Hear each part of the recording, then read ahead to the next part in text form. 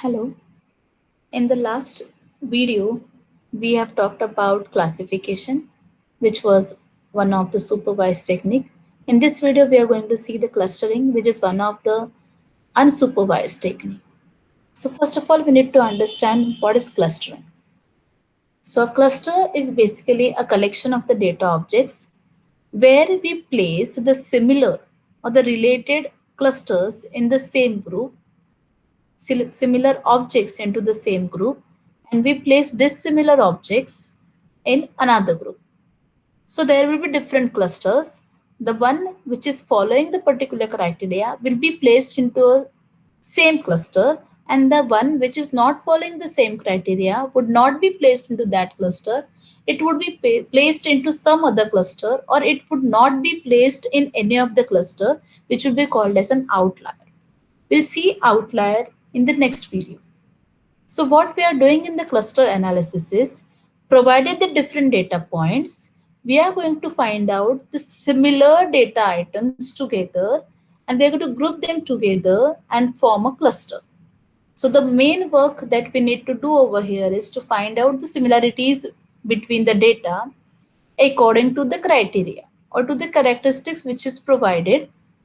So we are going to group the similar data objects together into the clusters. Now this is one of the unsupervised technique. So as we have learned in the unsupervised technique, there are no predefined class labels. I've given you an example of COVID pandemic situation where a particular patient is found in a building, and up to particular area would be called as an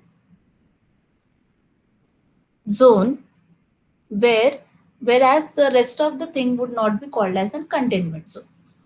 Okay, so this is just by we are learning with the help of the observations or the samples. Okay, whereas in case of supervised, we are learning with the help of examples or the records which have been already provided. So we don't have any training data which is available over here. Based on the data set which we have, based on the attributes, we are just trying to find out the similarities among these records, and we are going to place them into the cluster. So what are the different applications of the clusters? So the clusters, they are basically used to get the inside of the data distribution. This is again one of the technique of pre-processing. As we know that in pre-processing, what we do is we pre-process the data in such a way that it would be ready to use for the task. We'll see afterwards how this can be used. This can be also used to find out the outliers. It can be used for compression. As we have seen in image processing, compression is just keeping up the important data points, and we are removing the points which are not important. So we can have a clusters over there, and the cluster having the unimportant data points can be removed. Okay, this can be used for predicting based on the groups. Like you can have an clusters and find out the particular characteristics or patterns for each group. There is another important application of the clustering, and that is finding the nearest neighbors. And this is basically used in many web applications for the web pages. And the most important is outlier detection. So we are going to find out some data points which may not fall into one of the clusters, and we'll treat them as an outlier. So these are the basic steps to develop a cluster or the clustering task. First of all, we need to select a feature or the attribute or the dimension based on which we are going to have a cluster. Then we will have certain proximity measure, that is certain criteria to find out the similarity among these objects. Then we need to have a clustering criteria, which will be called as an cost function or based on certain rules.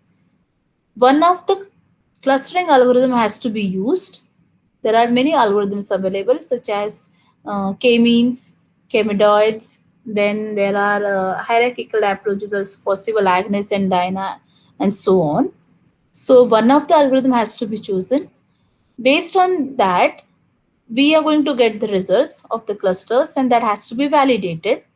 Okay, so based on this, we can interpret it and we can use it with the examples. This is how the clustering will go ahead.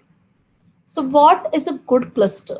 A good cluster will produce a high quality cluster in the sense that it would be having the high similarity within the class and lower similarity among the class. Let's say, for example, I have given you example the one which is falling within the containment zone and the one which is not outside the containment zone.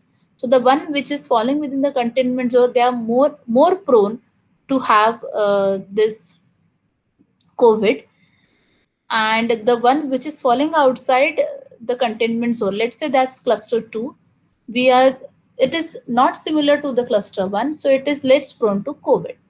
So we'll see that the one which is within the cluster, the points which are within the cluster, they are having high intra-class similarity, whereas the one which is falling outside the cluster and the one which is within the cluster, they have low interclass similarity.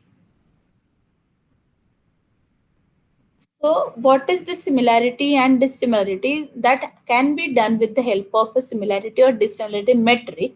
So, based on which we are defining the similarity as in terms of a distance function, di of ij. Now, this di of j, this can be calculated using Euclidean distance or many other things. There are many different formulas possible. So the distance functions are those which are different for every type of an attribute. So you may have a particular attribute having a numerical value, so the distance function would be different. Let's say Euclidean distance would be more appropriate. The one which is having the nominal value in the form of the names, there such distance function would not be applied. So there would be some other criteria and so on. So for the cluster analysis, there are different criteria possible. It can be based on partitioning, okay, where we have single level and hierarchical level clustering. It can be based on the separation of the clusters, okay, so we can have a particular exclusive cluster and a particular non-exclusive cluster. It can be based on the similarity measure, where it can be distance based or it can be connectivity based. If it is distance based, we have different distance measures which can be used, such as Euclidean, road network, vector, and so on. If it is connectivity based, it can be based on density. And if it is based on the space, then we can have a full space, which is for low dimensional, or it can be for the subspaces, which can be for the high dimensional clustering.